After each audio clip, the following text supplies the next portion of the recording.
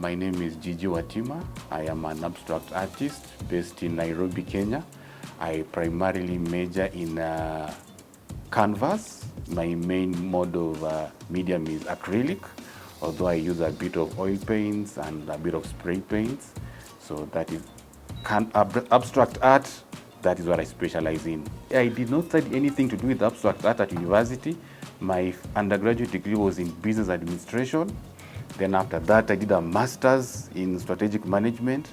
So my goal was to go into academia. So after that, I became a lecturer in one of the public universities here in Kenya. Then I left, tried corporate sector jobs. There were no opportunities. Then I just remember to myself, I've always been wanting to be an artist ever since I was in high school. That is more than 20 years ago. And I've been postponing and I've been saying one day I'll be an artist in the future, one day in the future. Then I asked myself, for how long will I be postponing? Because here I am, God has blessed me with this talent, and why not use it to earn a living? So I straight went into art in 2022 as a professional, held my first solo exhibition at the Windsor Country Club in 2023. Then my second solo exhibition, I held it last year in Church Gallery. Then in between, I've been having many group exhibitions. That anxiety was there, but you see now, because I've tried opportunities in the corporate sector, there was nothing forthcoming. And I was like, instead of just sitting idle, let me keep myself busy. And slowly by slowly, like all businesses, it takes time. So a business you start, you first crawl, then you walk, then now you start stabilizing. So that anxiety was there, but I just kept on. I was like, yeah, one day in the future, things will hold up. And slowly by slowly, as they say, pole pole too. And then, yeah. First of all, I had to do some research, watch YouTube tutorials just to refresh myself, to see what are the current trends, how abstract, what are the techniques in abstract art, how do I become unique, how do I stand out? So I did some reading on the internet, read articles, watched YouTube videos on some of the, abstract artists from all over the world. And then slowly started buying. First of all, I bought a sketch pad, this A3 size sketch pad.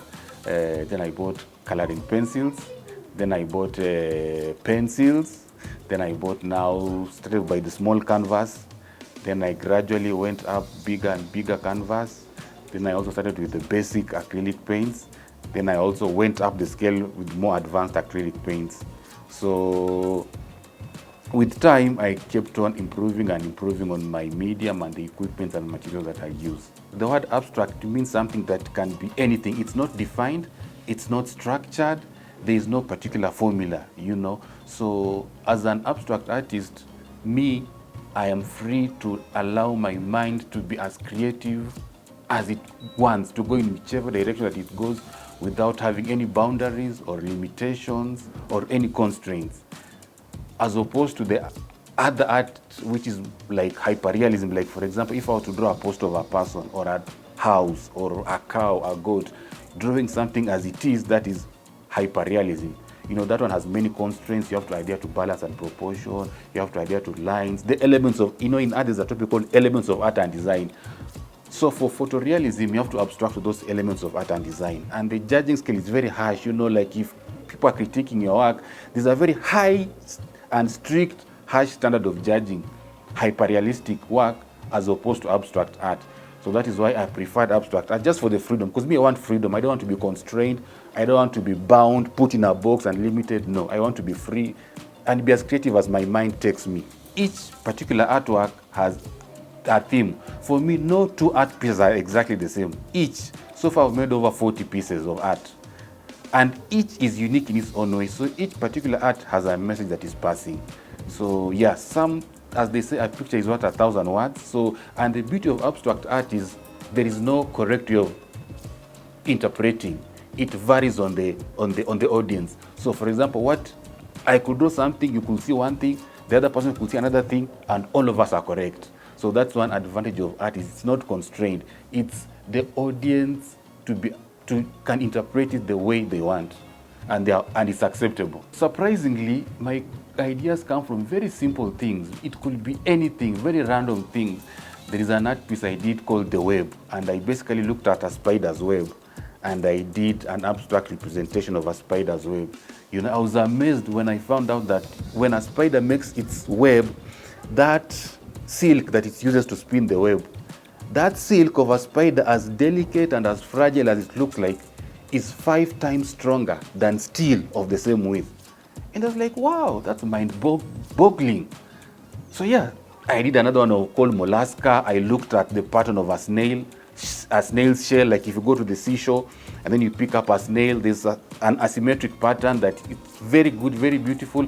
And I was impressed by that. So I did a piece called the mollusk, which I just sold at the beginning of the year. I did another one, Dedan Kimathi there, we paying homage to one of our freedom fighters, Dedan Kimathi. So this one is a mixture of both hyperrealism and abstract. So I drew his face as it appears. Then I put the Kenyan flag on it just to show that he was a patriot who loved Kenya and shed his blood for the land that he loved. So my inspiration comes from wide topics, just anything that I see. So this one is called Behemoth 2. This is the largest piece from all my artwork. It's 2 meters by 2 meters. It's basically from floor to ceiling. So this one, Behemoth, means something big. It's a huge, strong, powerful thing, an animal, a system, a structure. So I was just paying homage to the importance of being big. When something is big, there's some aspect of stability, there's some aspect of power, there's some aspect of dominance. So that's why I created this piece. This one is my largest piece ever, and so it's very special to me. Well, I've done several pieces. I did one called Keeping Watch. Keeping Watch, basically, I drew some abstract faces. So if you look at it, you see faces with eyes only looking at you. And so the title of that piece is called Keeping Watch. So I was basically just calling for increased awareness. I did another one called Triangles. This one I was just basically playing about with the triangular shape. The triangular shape is a very common shape in geometry. Like if you start mtoto akianza kusoma, one of the first shapes they start drawing, they draw a triangle. Then I did another one called parallel, where I was exploring parallel lines, because parallel lines never meet. It's very impressive that parallel lines never meet to infinity. So I was like, wow, lines that will never meet. So it's just simple, but they're just very captivating. I've done several paintings, over 40. First of all, I need to have an inspiration. And like all writers, and not even writers, all creatives, there's something called artist's block. Artist's block is when you want to do work, but you have no inspiration. So you sit with a canvas, but you become blank. So, and it affects all creatives, whether artists, musicians. So when I do not have the inspiration, I never force myself to do anything. Because as an artist, if you force yourself to do something, if you're not inspired, you will produce substandard work. So one thing that I can tell to other artists is that, especially the upcoming ones, never force yourself to do work when you don't have the inspiration. It will produce very substandard and shoddy work. So like for me, if I sit down and I don't have the inspiration, I won't force myself. I'll first take a break, I'll go and do something, a hobby, I'll read a book, I'll watch TV, I'll go and take a walk, I'll go visit a friend. Then somehow through that process, then I get the inspiration. So once I get the inspiration, now I'll sit down and do a sketch. So the interesting thing is that each of the art pieces that I produce, I never have the finished picture in mind. I can only have a rough idea. So I'll sit down and just come up with a skeleton. I'm like, okay, maybe this concept I want to produce a concept in a particular subject. Then I'll just come up with the skeleton on a piece of paper with my sketch pad. Then after that, then I'll like, okay, so what color scheme do I use? I'll have a rough idea of the color scheme. Do I use bright colors? Do I use dull colors? Do I use luminous colors? Because like for my case, I prefer luminous colors because most of the work, more of luminous colors I use, because luminous colors, they invoke a sense of joy, they invoke warmth, they invoke energy, vigor. So once I've come up with the skeleton, now I go to the canvas itself, and then now start putting the flesh bit by bit. Along the way, I'll change. I was like, this color, I wanted it to be here, but I've seen this color combination won't work. So I change. So just like that, until I have the final product, which takes days, depending on the size of the canvas. So like this canvas, this one, 2 meter by 2 meters, took about 4 days. Yeah, because paint you have to do first layer, then it dries, another layer, you wait. So it can take between 1 to 4 days. Yeah, depending on the size of the canvas. Okay, so primarily, I have a bias towards canvas because canvas, I like the finish. It has a better finish, and it's more also durable. It doesn't need a lot of maintenance because you see, like if you do paper, you have to frame it. Like this one, Dedan Kimathi, I have to frame it in glass because it's on paper. So it's unlike canvas. Canvas doesn't need glass framing. So I prefer canvas. 99% of my work is on canvas. It's only one piece that's on paper, that one. So yeah, canvas is easier to use. It has a better finish. There are two things. One, so because my artwork is high end, so I target the high end people of society. So that's why, like, my first exhibition was at Windsor Country Club. Windsor Country Club is a high end members only club. So like for them, that was a solo exhibition. So for a solo exhibition, I just approach them. You tell them, you know, you're basically hiring a venue.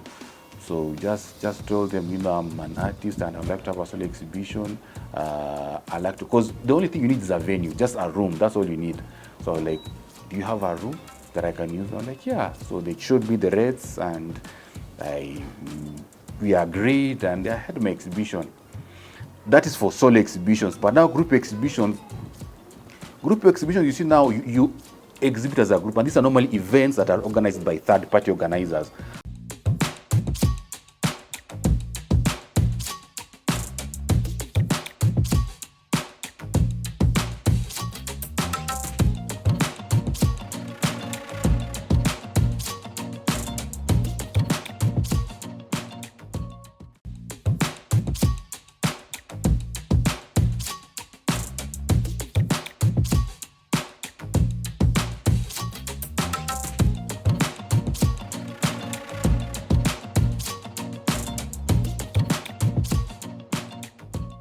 Speaking for my case as an abstract artist, in Kenya, Kenyans are yet to fully embrace abstract art because we have this notion that hii ni mambo ya wazungu. We still see this thing as foreign, in quotes, for the Europeans. So that's a perception that we have been having, which I'm trying to change.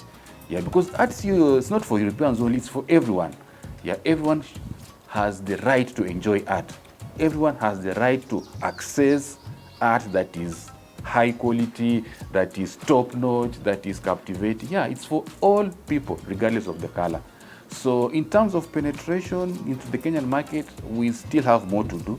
Many people just prefer this photorealism. Oh, you get a picture of a giraffe, of a lion, of the ocean, of a mountain, of a portrait, of a leader, of yourself. That one, yeah, that one has been accepted. But now abstract art is still not yet been received totally in the society. Yeah, there's still that perception which you are trying to change. So that's one of the challenges. I want to show that abstract art can be done by everyone, because this notion that is for the Europeans only, that's what I want, because we have been brought up that, because even in art school, when you are learning art, they only teach teachers about Europeans, Leonardo da Vinci, Michelangelo. We rarely hear of African arts. Very few Kenyans. If you ask the average person, how many Kenyan artists do you know? They will not tell you more than 5 names, at most. So I just want to change this perception that in mambo ya wazungu. No, this is for everyone. Talent knows no color. Talent knows no race. Talent knows no ethnicity. Anybody can enjoy it. Anybody can appreciate it. And it's for all of us to enjoy and appreciate. That even us Kenyans can produce top-notch things. We don't have to import from outside. Like if you have built your own house, you have moved into your own office, if you're looking for art, you don't have to go importing from Dubai, from China, from South Africa. No, we have ingrown talent here in Kenya, born and bred, studied here in Kenya. So that's what I want to put out there, that even us Kenyans can do these things. You don't have to get them from outside the country. So the challenge is, number one is the availability of materials. Like me, most of the time I operate from up country. So like if I'm outside Nairobi, just something like, for example, acrylic paints. Acrylic paints in Kenya are only found here in Nairobi. So like if the time that I'm outside town, I have to order, then pay for transportation. That takes 2 or 3 days. You see now that causes delay. Like if I'm working on a piece and I realize I've run out of acrylic paints, now I have to now place an order. That's like a 2 or 3 more delay. So that causes a delay. Then number two, also these materials are not easily available. Even here in Nairobi, you don't just go to shop here in town. There are like 3 or 4 shops here in town that sell these things, and you have to know them. You see now, for somebody who is starting, getting to know where these shops are it's not easy because they hardly advertise. So you really have to go looking and consult widely. Another thing is the price. You know, they are high, they're expensive. You know, you're talking of thousands of shillings. Just as you can have one tube of acrylic paint can go up to 500 shillings. That's only one tube for one color. And you need several colors, you know, so cost, availability, and time to, if you are, especially for people who are outside Nairobi. Those are the major challenges that I can say. Of course, now that has to affect the pricing because, you know, there's a lot of input that goes in. So it definitely affects the pricing. And so now, and you see now, which also now boils down to people again now having this perception. Because now if you tell somebody this piece of art is worth 20,000 shillings, the average Kenyan will be like, what? How can I spend? It's in rent ya mwezi ngapi? That's several months rent in mwezi kadhaa. So somebody's like, this is wasting of money. Why would I pay 20,000 shillings just for a piece that you threw some paints on? Yeah. So again, you see now that works against us. So yeah. And then there also some people like also have also been conned. There are customers. I was recently conned that somebody commissioned me to do work for them.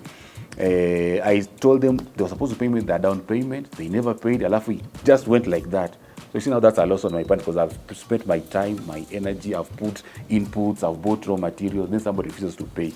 So that's a loss, and yeah, normal. Highlights, first of all, is just meeting people. Recently, I was at an event celebrating one of the Italian artists of long time ago, more than 500 years ago. And in that event, the Italian ambassador was there. So I was able to go and meet the Italian ambassador. Now, how many Kenyans have met the Italian ambassador? If you such things, they are rare. Meeting people is a very nice thing because you get to network, you meet new people. Also during exhibitions, people will come and admire my work. They're like, this is good work. We like the work you're doing. Keep it up. Even on social media, when I post, like I'm very active on Instagram. So people will be like, this is good work. Keep it up. And see, just somebody just saying your work is good, even if they have not bought, that makes a very big impression on you. It energizes you, you know. So it's somebody just telling that they like your work and they are inspired by your work and urging you to keep on doing it. It's a very inspirational thing. It's very encouraging and very energizing. Emotional attachment, yes and no. Yes, because this is something you have worked on, you know, you have created it from scratch, then you develop an attachment with it, like this one here. I don't know who will own it. This remains my flagship, my best ever. So I have an attachment. So like each time before I take it for any work that has been bought, each time before I deliver it, I always take a picture. I always say the last photo. So before I package it, I'll put it somewhere and then I take a photo, you know, just for the memory. So, but also it's a business. So also, you know, you look at it in this way. This is a business. So for you to earn from it, you must let it go. So now if you look at it from that aspect, now that attachment is not there because it's like, okay, for me to earn, I have to let it go. Because if I stick to it, now how am I benefiting? I don't create these works to stay with them. I create these works to sell them. So so they must be sold. So again, now I cut off the attachment. For me, I have a big advantage because all my education, it has been through business. Because I started with a certificate in business management. I did a diploma in business management. I did a degree in international business administration, graduated with first class honors, cum laude. Then I did a master's in business administration, strategic management. So that's a big advantage for me because I've just been doing business all along, from certificate level to master's level. Then I've also taught business, so that helped me a lot. I've just been using what I learned in school. So that has been, I haven't had to suffer so much as opposed to somebody who has not done business. So for me, that has not been a challenge. I've just mixed the two. It was just like a perfect fit for me. Parents who have children who have artistic talent.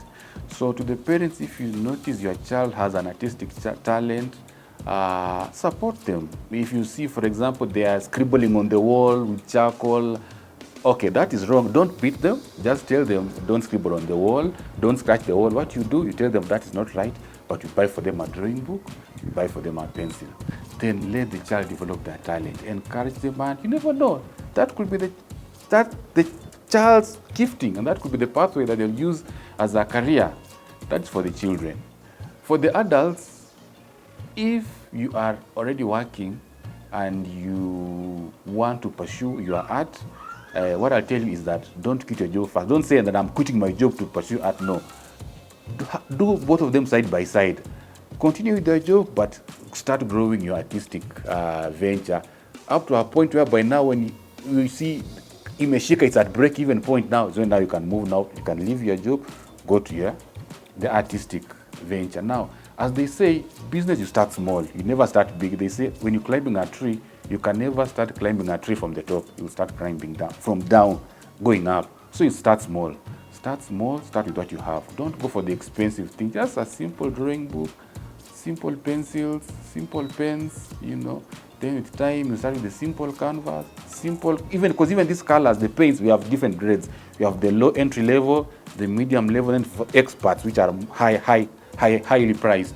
In the next 5 years, I want to grow my art. I want to sell my art outside Kenya, sell my art outside East Africa, sell my art outside Africa, hold solo exhibitions outside Kenya, like in Africa now. The other major city that is a major artistic city is Cape Town. So I'm hoping very soon to hold a solo. First of all, have a few of my pieces sold in Cape Town. Then after that, go and hold a solo exhibition in Cape Town. Then participate in a group exhibition in Cape Town. Then after that, now go outside Africa, Europe, France, Italy, the rest of the world. Just grow, and grow. My social media handles, I'm very active on Instagram at GG Wattimah. You'll find me there, like my work, ask questions, comment, and I'll be more than happy to hear from you.